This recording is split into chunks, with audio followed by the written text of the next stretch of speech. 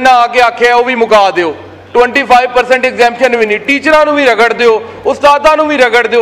Sir मैं ते वेदा पिया जिवें जनाजे ते जाईदे ना ते मुंह तरफ किबला शरीफ ते अल्लाह अकबर जेड़ा कह देंदे ने सर, ये सर हो रहा है सर, सब ने नो ही कहना है सर। सर मनना ना मनना सर इन्हां दी सवाब दी दे, बाकी सर मेहरबानी है जे मान लैन जे ना मनन ते तां भी सर इन्हां दी मेहरबानी है। की कह सकने हैं इन्हां नूं सर, पहला उन्हां नूं आंदे ने टैक्स अपना जेड़ा ना फाइलर बनो ते फिर जाया जे, उंज असां तुहानूं जान नहीं देना। मुबीन आरिफ साहब सेलिएंट फीचर्स बताइए।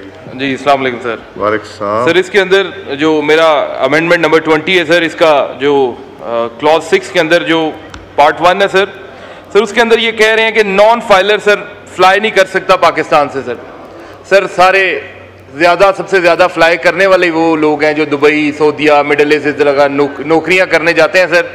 तो मेहरबानी करें सर, किन पंगों में लोगों को जो है ना वो डाल रहे हैं सर। लोग बेचारे जो है वो अपनी रोटी से तंग हैं, लोग उधर पाकिस्तान को छोड़ के कमाई करने जा रहे हैं। पहला उन्होंने आंदे ने टैक्स अपना जेड़ा ना फाइलर बनो तो फिर जाया जे, उंज असां तुहानूं जान नहीं देना। Sir number 2 sir FTR sir, exporters को इन्होंने फाइनल टैक्स रिजीम से सर निकाल दिया, इन्होंने नॉर्मल टैक्स रिजीम के अंदर डाल दिया सर। इन्होंने कहा जी जो आपकी इनकम है उसके ऊपर हम 29% जो है वो चार्ज करेंगे। पहले ये होता था कि रेवेन्यू का 1% दे के वो बरी जिम्मा हो जाते थे, पहले भी मैंने बात की थी सर। लेकिन बात यह है कि इधर बात सुनता कौन है, और बात करने का मैं जिन पॉइंट्स पे बात कर रहा हूँ स्पेसिफिक बातें कर रहा हूँ, मैं कोई इधर उधर की कोई बात नहीं कर रहा। लेकिन सर फिर भी पता नहीं क्यों सर ये जो है वो सुनने को तैयार नहीं है, करने को तैयार नहीं है। कोई अच्छी जो एडवाइस इन्हें आ रही है वो बिल्कुल नहीं उसे कंसिडर कर रहे। Sir number 3 sir salary tax payer जो हैं स्लैब सर उनके ऊपर गुजारिश थी सर, जो है थे सर पीछे वही रखे जाएं।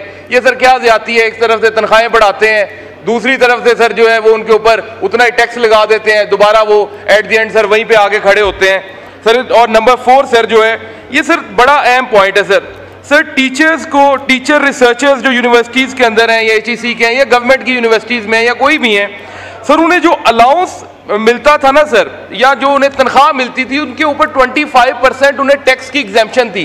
यार ये उस्ताद हैं, ये हमारे बच्चों को तरबियत देते हैं, तो उनको उन्होंने 25% टैक्स एग्जेम्पशन दी हुई थी सर। इन्हें आके आख्या वह भी मुका दो 25% एग्जेम्पशन भी नहीं, टीचरों भी रगड़ दो, उस्तादां भी रगड़ दो। सर मैं ते वेदा पिया जिवें जनाजे ते जाईदे ना ते मुंह तरफ किबला शरीफ ते अल्लाह अकबर जेड़ा कह देंदे ने सर, ये सर हो रहा है सर, सब ने नो ही कहना है सर, हमारी बात को किसी ने मानना ही नहीं है। इधर से सर एक ही उनके पीछे जो है ना आवाज आनी है, तो सर कर लें फिर। हम तो सर मशवरा ठीक दे सकते हैं, हमारा हक है, हमें लोगों ने वोट दिया है सर। मनना ना मनना सर इन्हां दी सवाब दी दे, बाकी सर मेहरबानी है जे मान लैन जे ना मनन ते तां भी सर इन्हां दी मेहरबानी है। की कह सकने हैं इन्हां नूं सर। ये मैं लफ्ज जो रगड़ रहे हैं ना टीचरों के लिए मुनासिब नहीं, वो मैं आई थिंक ये सब मोअज़्ज़ज़ अरकान ने जो बातें की हैं मुझे उसकी बिल्कुल समझ आती है, लेकिन मैं उसका थोड़ा सा एक कॉन्टेक्स्ट दे दूं।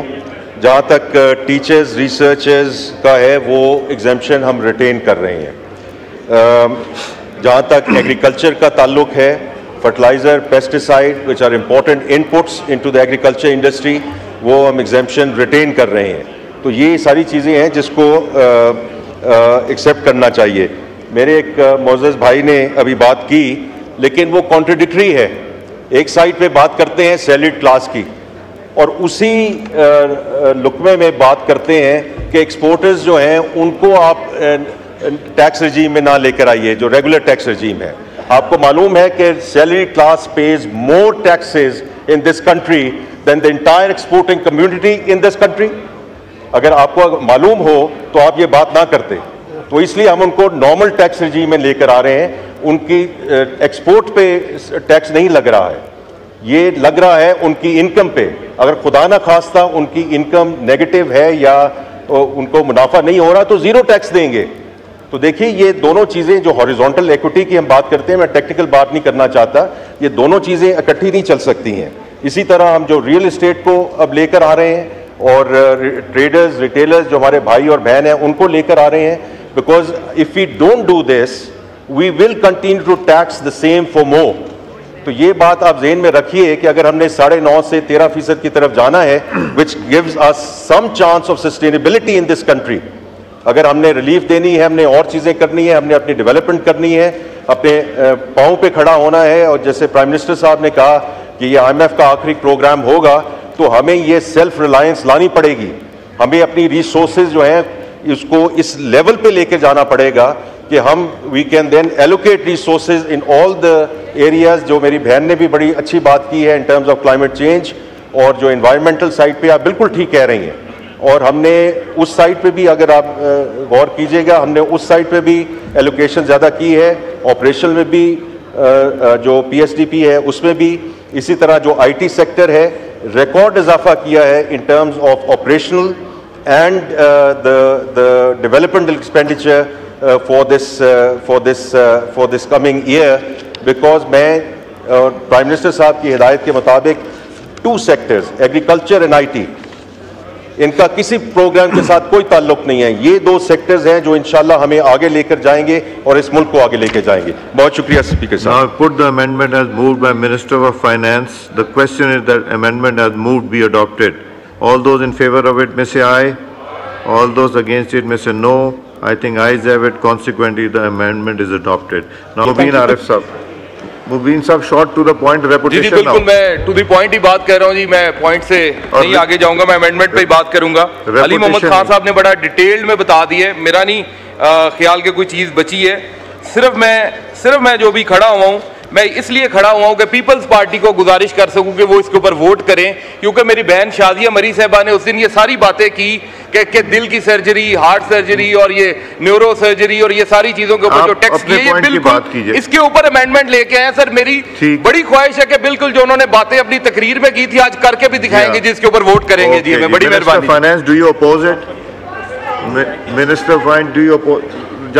जाने दीजिए जी। मैं आप पहले अपोज कीजिए। आपका नाम लिया। Oppose, but I can also, मैं थोड़ा सा अपोज कर रहा हूं, लेकिन इफ एक्सप्लेन कर दीजिए। ये अली मोहम्मद साहब ने जो बातें की हैं, आई थिंक उसमें मैं सिर्फ ये जिक्र करना चाहता हूं कि प्रॉब्ली इनके पास सारी क्लैरिफिकेशंस नहीं पहुंची हैं।